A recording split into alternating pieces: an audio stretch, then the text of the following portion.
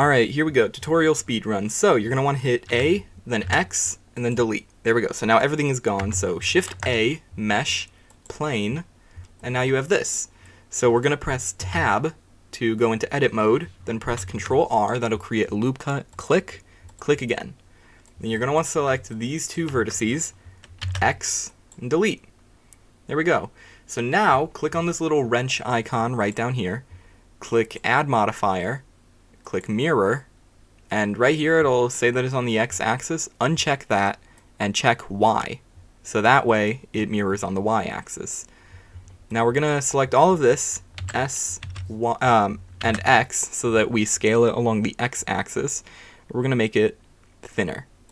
So now I'm going to select these two vertices, and I'm going to slide them out just a little bit so that it's wider too. So now what you're going to want to do is Control R again, click, but this time hold down the click, and slide it over to near the middle, then click again. So now you have a loop cut right there. So Control R, slide it to the right side this time, a little bit away from the edge, click again, and then we're going to do that again just slightly further away. And you'll see why we're doing that in just a second. So now you have this, it should look like this. I'm good at talking. So now I'll switch over to Edge Select right here at the top, select this edge, hit Extrude, Y so that it goes along the Y-axis. E is to extrude, so you're going to click E and then you're going to click Y. And then just slide it out a little bit, and then I'll lower that. E, Y, slide it out a little more, lower it just a little, don't lower it much. E, Z this time, so that it can go up. I made that go a bit too high, so I'll lower that a little. E, Y once again, and then E, Z, and then go down. So this is very much square, and I don't want that. So I'm going to click on these two edges right here, S, Y. So now I'm scaling along the Y-axis, and shrink that just a little bit. There we go. Now we have this general road shape with a little gutter right here, but it doesn't look like a road, it just looks like a gray texture. So I'm going to switch over here to the unlit version of the viewport. So it'll show textures, but it won't do lighting. If I select the lit version, it'll be dark because we deleted that light.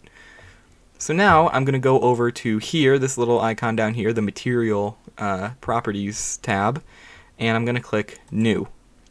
So right here where the surface says Principled BSDF, click that, click Tune BSDF, and I'm going to switch it to a pretty dark gray.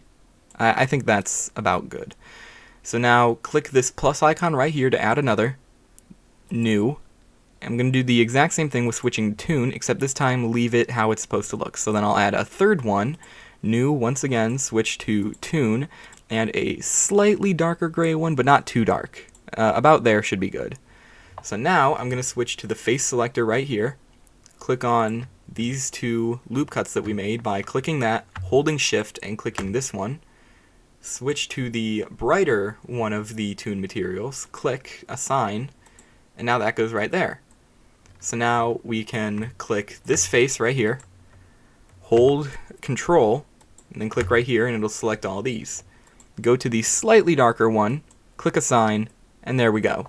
We now have a very basic looking piece of road, but it's only a piece.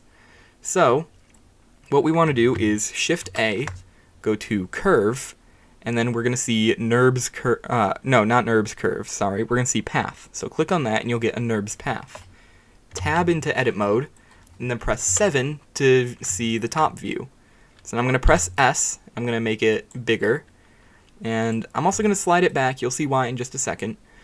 And now you can just select these vertices, just move them to be however you want them to be. I'm going to make just a simple S curve right here.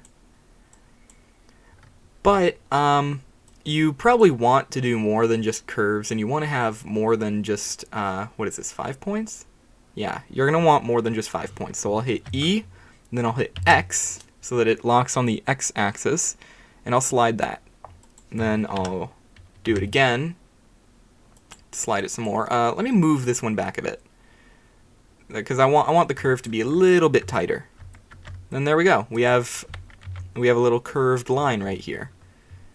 I'm gonna hit S and make it a little bigger again. This curve actually is probably a little bit too tight, so there we go. Let me make that a bit less sharp. Perfect. So now I'll select on this material again, go back to the material property, not material properties, sorry, the modifier properties, the little wrench icon, minimize the mirror with the drop down arrow, click add modify, array, and then you should see that it added a second piece to the road. Now, instead of fixed count, we're going to set it to fit curve. And now right here you'll get this little eyedropper icon that looks like a turkey baster. You're going to want to click on that and then click on your path. And now it goes to the exact length of the path, but it's not on the path yet. So we're going to want to minimize that, then add modifier again and add a curve modifier. And now for object, we're going to click that again and click NURBS Path. So now it fits along the NURBS Path. And you can model a bunch of different things and fit it along the same path and just offset wherever you have the models to make things like streetlights. But that's a very basic way to make a road, and it works. So now if I go back into the path editor, let's do not Control R. Let's do not Control S either. There we go. Sorry, it was lagging for a second. Let's modify this a little bit more. So I'll hit extrude and then X, and I'll be able to add more road. So extrude X, move it again, extrude Y. There we go. And it can also go up. So there you go. You have a nice road. That's how you make an initial D style road in Blender. You can put other textures. You can probably put image textures to make it look like a realistic road. But this is a very basic, simple way to do this. It's very good for beginners. And yeah, I actually made this without any editing. Let's go.